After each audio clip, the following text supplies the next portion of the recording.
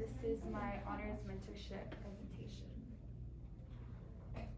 So I mentored at the Hall County Solicitor's Office. They basically handle like misdemeanor cases, which is just cases like theft, criminal trespassing, battery, simple battery, assault, domestic violence, and DUIs.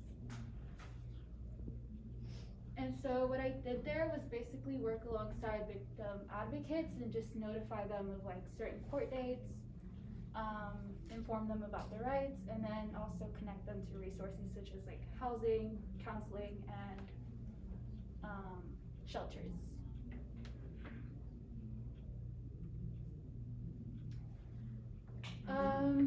So specifically what I did there was just write disposition letters to victims, which is just kind of like telling them like the defendant got this amount of months on probation, like they've served this amount of time in jail, and then also call victims on behalf of the victim advocate just about any questions they might have, and then interpret for victim advocates and Spanish speaking victims and kind of go through the whole process with them. And then also conduct surveys for the Victim Witness Protection Program, which is just kind of asking them how their experience at the Hall County Solicitor's Office was. And so for honors mentorship, you do have to do a little research project. So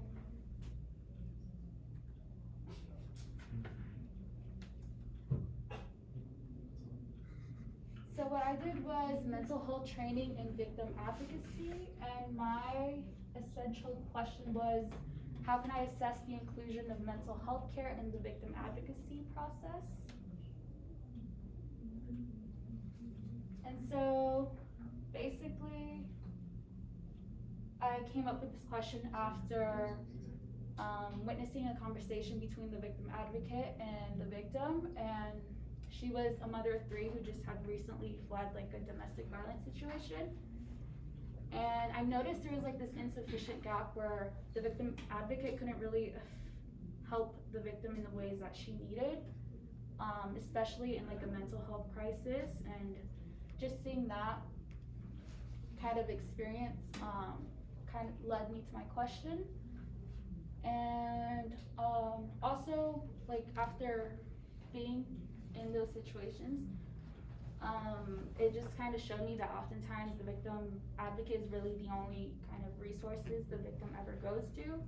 So it was like extremely important for them to be able to have the required skills to assist in a crisis intervention to be able to effectively do their job.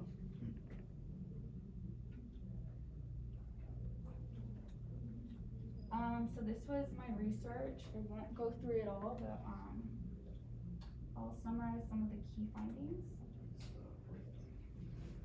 So through my research, I found out that the first impression of any like bureaucratic official is extremely important in deciding whether the victim is willing to cooperate with them in their case.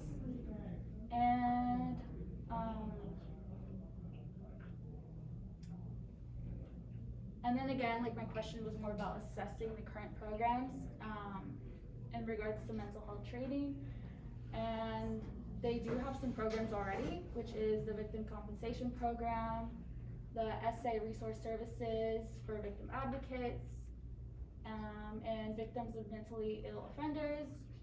And even within those programs kind of exists another gap, which kind of goes back to my first question, which is that the referrals that victim advocates give to the victims often doesn't really target the issue.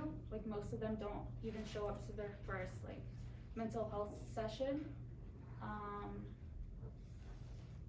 And also from my third source that I found was that future directions for programs to include supplying victim advocates with the skills to run mental health screens, refer to medical professionals, and engage victims with mental health support early on.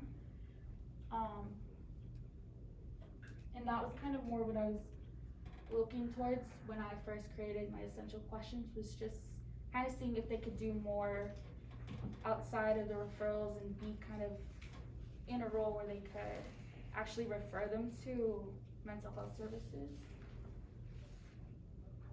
And that's pretty much everything that I found for my research.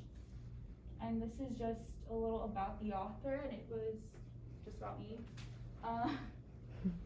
So I'm a senior. I'm expected to graduate in May 22, and I'm currently dual enrolled at the University of North Georgia, and that's where I plan to attend this fall. And while I enjoyed my time interning at the courthouse, I felt like it just wasn't for me.